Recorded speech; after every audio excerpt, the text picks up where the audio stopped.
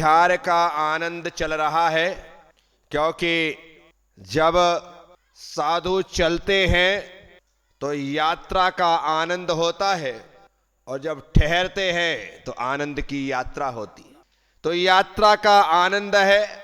सुबह शाम दोनों समय बिहार में व्यतीत हो रहा है। राजस्थान मेरी दीक्षा भूमि का लक्ष्य लेकर अभी मेरे कदम उसी ओर बढ़ रहे। इसलिए सबसे पहले तो राजस्थान के प्रवेश द्वार पर अवस्थित बागड़ प्रांत का, राजस्थान का एक सुप्रसिद्ध अतिशय क्षेत्र 1008 श्री अंदेश्वर पार्श्वनाथ जी, छोटी सी प्रतिमा है, 24 युक्त है, लेकिन उस प्रतिमा का अद्भुत अतिशय पूरा पठार वाला इलाका है। छोटी छोटी पहाड़ियां हैं, ज़्यादा कोई ऊंची पहाड़ी नहीं है, पर है पठार वाला कि आपको लगेगा नहीं कि आप चढ़ रहे हैं, लेकिन आप थोड़ा सा ऊंचे पहाड़ पर पहुंच जाते। पहले तो एकदम सामान्य स्थान था, सामान्य क्षेत्र था। जब हम पहली बार गए थे 1987 में, 88 में, नहीं 87 में पहली बार गए थे, तब पुरानी सी धर्मशाला, पुरानी सी व्यवस्था, लेकिन धीरे धीरे करके उस क्षेत्र ने विकास की ओर अपने कदम बढ़ाए। और तारीफ करनी पड़ेगी उस क्षेत्र के अध्यक्ष, कुशलगढ़ निवासी कट्टर बीसपंथी जयंती भाई सेठ। क्या रुतबा है, क्या दबदबा है। सबसे पहली बात तो खुद सक्षम है, तन से, मन से, धन से। एक पैर में तकलीफ होने के बावजूद भी उसकी स्फूर्ति में कोई कमी नहीं है। दान खुद भी करता है, लाखों रुपए देता है। जब वो देता है तो हमारे सेठ साहब दे रहे हैं तो फिर दूसरे लोग भी देते। पैसा पैसे को खींचता है। सबसे पहले आपको भी देना चाहिए। अध्यक्ष दमदार हो, उदार हो, कर्मठ हो, जुझारू हो, तो फिर काम में कभी कमी नहीं आती। देखते देखते उन्होंने बड़ा बड़ा काम अपने हाथ में लिया, बीड़ा उठाया, सामने 24 बनाई, बड़े भगवान विराजमान किए, मान स्तंभ बनाया, दुनिया की चीज ऐसा शानदार कर दिया कि पूछो मत। देखते देखते बहुत ही विकसित क्षेत्रों में से एक क्षेत्र हो गया अंदेश्वर पार्श्वनाथ। पास में ही एक स्थान है बागोल जी, अंदेश्वर से कुशलगढ़ और अंदेश्वर के बीच में वो स्थान पड़ता है, एकदम जंगल। यानी कि जयंती सेठ, हसमुख सेठ, इन लोगों का ही प्रयास रहा कि वो क्षेत्र भी, बागोल जी, आज विकसित क्षेत्रों में नाम उसका दर्ज हो गया।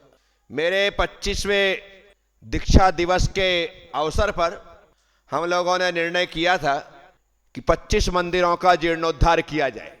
और 25 मंदिरों का जीर्णोद्धार करने की बात मेरे जन्मदिन पर 1 सितंबर 2012 को भरूच में घोषणा की गई।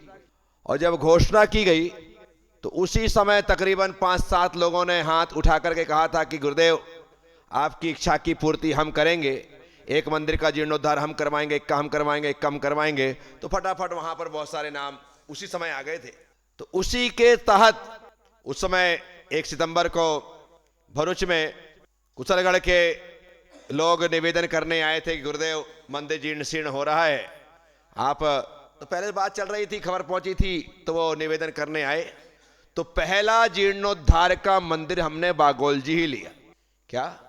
बागोल जी।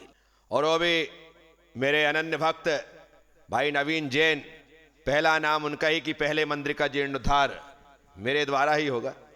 तो उसी के उद्देश्य से मैं राजस्थान भी जा रहा था, दीक्षा भूमि भी जाना था, बागोल जी भी। तो कुशलगढ़ वाले चाह रहे थे कि मेरे हाथ से उसका भूमि पूजन शिलान्यास हो। तो उसी के लिए मैं कुशलगढ़, अंदेश्वर जी, बागोल जी, ये सब जगह के लिए प्रोग्राम बना के चला। तो मेरे ही सानिध्य में बहुत ही अच्छे स्तर पर हजारों लोगों की उपस्थिति में, क्योंकि कुशलगढ़ बहुत बड़ी समाज है, थांदला भी बड़ी समाज है, दाहोद के लोग, गुजरात के लोग मेरे साथ थे ही, इसके अलावा जब मैं परतापुर जा रहा था तो बागीदोरा, नौगामा, परतापुर आदि के लोग भी, तो सभी लोग वहां पर रहे और मेरे सानिध्य में 25 जीर्णोद्धारों में से प्रथम जीर्णोद्धार जिस मंदिर का करना था उसका भूमि पूजन शिलान्यास छोटा सा प्रोजेक्ट से प्रारंभ किया था। आज तो वहां पर शानदार पत्थर का मंदिर बन चुका है, मानस्तंभ बन चुका है, धर्मशाला है, संत निवास है, भोजनशाला है, सब कुछ वहां बन गया। बहुत लमसम पास में ही पीछे एक नदी है। उस समय जब मैं गया तब तो नदी में पानी नहीं था, लेकिन कहते हैं बारिश शादी के समय में अच्छा पानी वहां पर बहता है। वो चाहे भी रहे थे कि महाराज से उसका पंचकल्याणक आपके द्वारा हो। वो मेरे पास आए भी, गोमटेश्वर तक, वहां दूर सुदूर तक आए कि महाराज से पंचकल्याणक आपके। मैंने कहा देखो भाई, इतने दूर वहां तक जाना, नहीं बंबई आए थे, वहां तक जाना, तो फिर महाराज जी क्या करें। मैंने कहा आप पंचकल्याणक जिससे लगता है आप उससे करवा सकते हो, मुझे कोई तकलीफ नहीं है, परंतु बोले हमारी इच्छा है कि आप ही करो। परंतु मेरी आदतों में वैसा है नहीं कि मैं उनको टालता, उनको लटकाता, उनको रोकता कि नहीं मैं ही आऊँगा, चिंता मत करो। तो मैंने उन्हें आदेश दिया। बाद में आचार्य सुनील सागर जी महाराज के सानिध्य में बहुत ही अच्छे स्तर पर वहाँ का पंचकल्याणक हुआ। तो बागोल जी का शिलान्यास भूमि पूजन करने के बाद मैं भगवान अंदेश्वर पार्श्वनाथ के चरणों में पहुँचा। वहाँ पर विशेष आस्थाएं रही ही हैं, क्योंकि हमने अपने बचपन में बहुत लंबा समय अंदेश्वर जी में बिताया है। चाहे गुरुदेव के साथ रहे तब भी हम लंबे समय रहे, महीने महीने, डेढ़ महीने अंदेश्वर पार्श्वनाथ में रहे। जब हम अकेले गए, मैं और प्रसन्न सागर जी, तब भी हमने वहाँ पर 1 जनवरी का विशाल स्तर पर कार्यक्रम किया। उस समय के नामी ग्रामी माने हुए जादूकर पराग और पल्लवी और पराग, ये पूना के थे, अपने जैन बच्चे कासलीवाल, ऐसे शानदार जादू दिखाते थे कि पूछो मत। अब तो लड़के बड़े बच्चे बड़े बड़े हो गए। उनका एक बहुत सुंदर मैजिक शो वहां पर रखा गया ने कि भगवान पार्श्वनाथ का ऐसा करते, उन्हें भगवान पार्श्वनाथ आए, उनका अभिषेक दिखा दिया जादू में। ये समझ नहीं आया, रात में लोग देख पागल हो गए कि ये कैसा क्या है। ऐसे शानदार शानदार जादू दिखाए थे उन्होंने धर्म से जोड़ रिलेटेड करके। तो बहुत ही, यानी उस समय जब रात्रि में कार्यक्रम था, अंदेश्वर में पांव रखने की जगह नहीं थी। कम से कम रात के समय में 8 से 10 हजार लोग उस कार्यक्रम में रहे होंगे। रात को 12 बजे हम मंच पर पहुंचे, जाकर के हमने यहाँ पहले जाते थे, बड़ा आनंद लेते थे, लोग रहते थे, आशीर्वाद देते थे, हजारों दीपकों से आरती होती थी, ये सब कुछ चलता था। और दूसरे दिन हमने सुप्रभात महोत्सव, गुरुदेव का जन्मदिन भगवान के अभिषेक और उत्सव के साथ मनाया था। तो ये सारी की सारी बहुत, ये पहले की बात है, अभी की नहीं है। तो ये पहले की बात मैंने उसमें ऐड कर दी अंदेश्वर के कारण से। बस अंदेश्वर जी में 1-2-3 दिन का प्रवास देने के पश्चात हम लोगों की यात्रा आगे बढ़ी। वहाँ से कलिंजरा होते हुए हम बागीदोरा पहुँचे। बागीदोरा एक आत्मीय क्षेत्र है। वजह है कि 1987 का चातुर्मास हमने वहाँ पर किया ब्रह्मचारी अवस्था में। वहाँ की गली गली, वहाँ के कुचे कुचे, वहाँ के छोटे से लेकर बड़े तक सबसे परिचय होना, सब लोगों के लाडले होना, चहेते होना, बचपन में ही बड़ा अलग ही माहौल था वहाँ का। आज भी वहाँ की हमें केसरबाई याद आती है। बुजुर्ग माता जी, इतनी बुजुर्ग पूछो मत, इतना लाड़ करती थी। हमारे गुरुदेव बार बार उसे परेशान करते थे। वो ऐसा बोर लगाती थी सोने का यहाँ पर, केसरबाई ये बोर मुझे दे दे, ऐसा बहुत उसको वो करते थे। तो बहुत अच्छी महिला थी। सब लोग आने की बड़े आनंद से भर करके लोग थे। नाथूलाल जी साहब एक करके थे उस टाइम पर भी, जिन्होंने चातुर्मास लेने के लिए अपनी पगड़ी उतार करके दाहो समाज के चरणों में रख दी थी। बोले कुछ नहीं चाहिए, ये पगड़ी ले लो, लेकिन हमें गुरुदेव का चतुर्मास दे दो। तो वो पगड़ी रख करके साहब चतुर्मास लेके आए थे। तो ऐसा वो अलग ही आत्मीय क्षेत्र रहा। हमारे शांतिलाल जी माँ साहब दोषी जी, शांतिलाल रतनलाल जी दोषी, जो कि प्राणपण से समर्पित हुए। मुझे आज कथा में शांतिलाल जी का जिक्र करते हुए उन्हें मैं अपनी विनम्र श्रद्धांजलि देता हूं कि कल ही दोपहर 3:15 बजे उन्होंने अंतिम सांस ली और वे इस काया को छोड़ करके पंचतत्व में विलीन हो गए। शांतिलाल जी माँ साहब एक ऐसा व्यक्ति जिसने अपने दम पर, जिसने अपनी जीवटता पर, जिन्होंने अपनी कर्तव्य निष्ठा को दिखलाते हुए श्री शांतिनाथ दिगंबर जैन स्कूल का शुभारंभ गुरुदेव के आशीर्वाद से किया। बाद में मुनि श्री तरुण सागर जी महाराज, मैंने प्रसन्न सागर जी ने, हम लोगों ने सहयोग भी उनको प्रदान किया और एक शानदार स्कूल की संरचना वहां पर हुई। आज वह स्कूल पूरे बांसवाड़ा जिले का नंबर 1 स्कूल है। यानी कि ऐसी तक स्थिति बनती है कि उस स्कूल में एडमिशन के लिए लोग एक दूसरे से अप्रोच लगवाते हैं कि भाई उस स्कूल में हमारा एडमिशन हो जाए। इतना शानदार स्कूल उन्होंने तैयार किया और उनकी जीवटता ही रही कि उन्होंने अपनी जिंदादिली के साथ उस काम को आगे बढ़ाया। उनके एक सहयोगी रहे मणिलाल जी दोषी, लेकिन बहुत साल पहले उनकी भी डेथ हो गई तो वो अकेले बचे। लेकिन अकेले होने के बावजूद भी मां साहब हिम्मत नहीं हारी, आगे बढ़ते रहे। एक एक पैसे का उपयोग करना, कैसे लाना, कैसे बचाना, कैसे बनाना, कोई सीखे तो सिर्फ मां साहब से सीखे। उन्होंने काम किया। आज मां साहब हमारे बीच नहीं है, कल ही उनकी काया पंचतत्व में विलीन हुई है। लेकिन उनका जो पोता है, अब देखो मां साहब ने अपने जीवन में इतने कष्ट सहे। उनके 2 जवान बेटे, और दोनों के दोनों जवान बेटे भरी जवानी में ही मृत्यु को प्राप्त, एक बीमारी से चला गया तो एक एक्सीडेंट में चला गया। अब ऐसे समय में छोटे छोटे पोतों पोतियों को पाल करके बड़ा करना, मां साहब ने किसी प्रकार से धर्म को दोष नहीं दिया, दोष अपने कर्म को दिया कि मेरे धर्म करने से, मेरा इतना करने से भी यदि ऐसा हो रहा है तो क्या फायदा है। लेकिन उन्होंने धर्म को कभी दोष नहीं दिया, उन्होंने अपने कर्म को ही, कि मेरे कर्म ही ऐसे थे इस कारण से ऐसा हुआ है। वो आज उनका पोता प्रणव शायद, वो बड़ा हो गया है। कल जाने से पहले उन्होंने कहा कि प्रणव बेटा, मेरे कुछ काम अधूरे हैं, मैं उन काम को पूरा नहीं कर पाया। प्रणव ने कहा दादा आप चिंता मत करो, आपने जितने सपने देखे और जितने आपके काम अधूरे हैं वो सारे काम को मैं पूरा करूंगा। वो बच्चा इस प्रकार का हिम्मत लेकर के आगे बढ़ रहा। आज ही अभी शाम को उससे बात हुई, मैंने कहा कि बेटा तू हिम्मत रख, निश्चित तौर पर तुम्हें अपने दादा के सपने पूरे करने हैं और मुझे शांतिलाल मां साहब के सपने पूरे करने हैं। हम मिलकर के उस काम को पूरा करेंगे।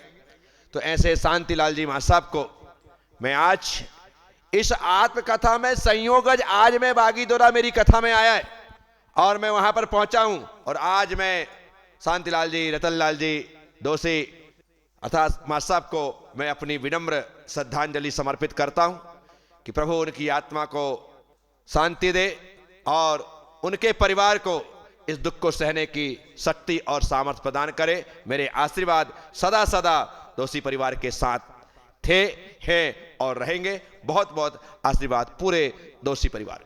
तो मेरा बागीदोरा में प्रवेश, और बागीदोरा तो बागीदोरा।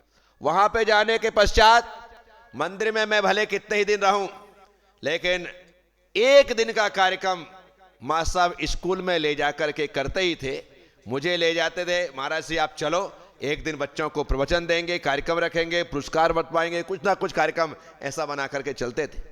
तो इस प्रवास में भी, इस बागीदोरा प्रवास में भी गांव में रहने के पश्चात एक दिन कार्यक्रम श्री शांतिनाथ दिगंबर जैन स्कूल में हुआ और बहुत ही अच्छा कार्यक्रम मां साहब के निर्देशन में उस स्कूल में संपन्न हुआ।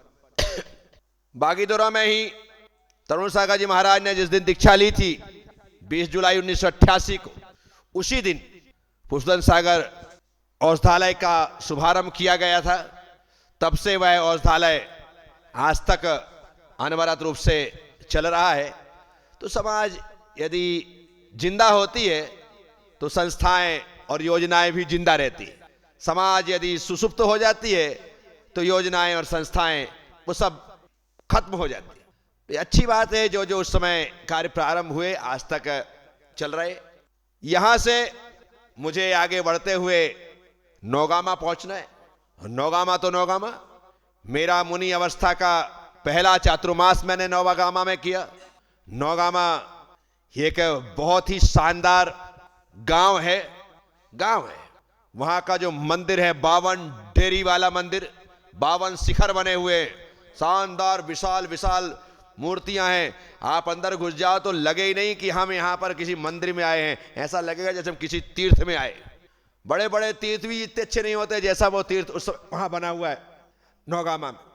मूलनायक भगवान आदिनाथ की मूर्ति है।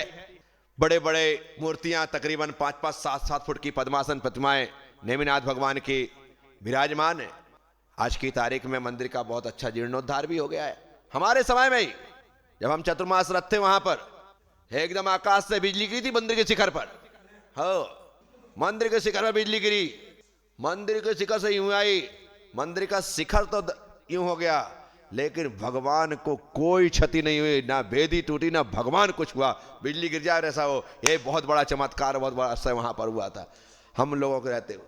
तो ऐसी स्थिति वो नौगामा में आज भी भाई प्रदीप रतनलाल जी पिंडारमिया परिवार मेरे अच्छे भक्त परिवारों में। अभी पंचकल्याणक में भी यहाँ पर रतनलाल जी आकर के समय व्यतीत करके गए, 4-5 दिन यहाँ रहे।